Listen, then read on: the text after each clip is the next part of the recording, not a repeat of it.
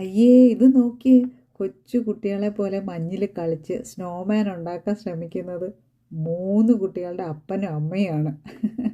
അതെ, മഞ്ഞിന് നമ്മുടെ ഉള്ളിലെ കുട്ടിത്തം ഉണർത്താനും വേദനകളെ മുറിവുകളെ ഉണക്കാനും സാധിക്കും അത്രേ.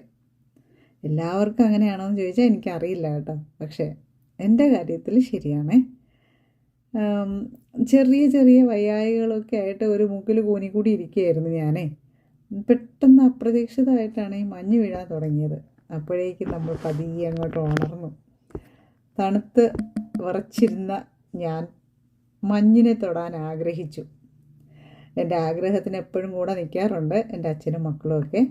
അപ്പോൾ ഇന്നിപ്പോൾ കൂടെ ഉണ്ടായിരുന്നത് എൻ്റെ അച്ഛനും ഗ്രേസ് മോളുമാണ്. നമ്മുടെ ലക്ഷ്മി കുട്ടി ഈ മഞ്ഞ് വീഴ്ച നന്നായിട്ട് മിസ് ചെയ്തു. കാരണം ആൾ സ്കൂളിലായിപ്പോയി, അതിൻ്റെ സങ്കടം ഉണ്ടായിരുന്നു.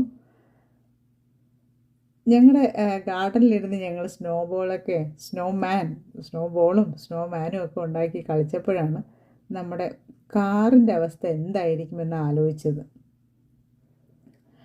പോയി നോക്കാമെന്ന് വെച്ചാൽ കാല് മഞ്ഞിലിങ്ങനെ തെന്നി പൊയ്ക്കൊണ്ടിരിക്കുകയായിരുന്നേ. ഒന്ന് ഉറപ്പിച്ച് നിർത്താൻ പറ്റുന്നില്ല. അതുകൊണ്ട് നന്നായിട്ട് പേടിയുണ്ടായിരുന്നു എവിടെയെങ്കിലും തെന്നി വീണ് പോകുമോയെന്ന്. എന്നാലും പിടിച്ച് ഓരോ പടിക്കെട്ടിലും അവിടെ നിന്ന് മഞ്ഞിങ്ങനെ പതുക്കെ ഇളക്കി കളഞ്ഞിട്ട് കാലുറപ്പിക്കും. അങ്ങനെ പതിയെ നേരെ ഞങ്ങൾ ഇറങ്ങി കാറിൻ്റെ അടുത്തെത്തി. അപ്പോഴേക്കും കാറ് മുഴുവനും ഇങ്ങനെ സ്നോ കൊണ്ട് മൂടി കിടപ്പുണ്ടായിരുന്നു. അപ്പോഴേക്കും നമ്മുടെ ഗ്രേസ് മോൾക്ക് ഒരാഗ്രഹം, സ്നോ ഏഞ്ചൽ ഉണ്ടാക്കണമെന്ന്. അതെങ്ങനെയാണെന്ന് എനിക്ക് വലിയ പിടുത്തമൊന്നും കിട്ടിയില്ല. ഞാനത് ആലോചിച്ചുകൊണ്ടിരുന്നപ്പോഴേക്കും ഗ്രേസ് മോള് മഞ്ഞിലോട്ടൊറ്റ കിടപ്പ്, എന്നിട്ട് കൈയും കാലും വിരിച്ച് മഞ്ഞിൽ ഏഞ്ചൽ മാലാഖയുടെ ഒരു ഷേപ്പ് ഉണ്ടാക്കിയേ. എൻ്റെ വീഡിയോ പിടിക്കാൻ പറ്റിയില്ല, ഫോട്ടോ എടുത്തായിരുന്നു.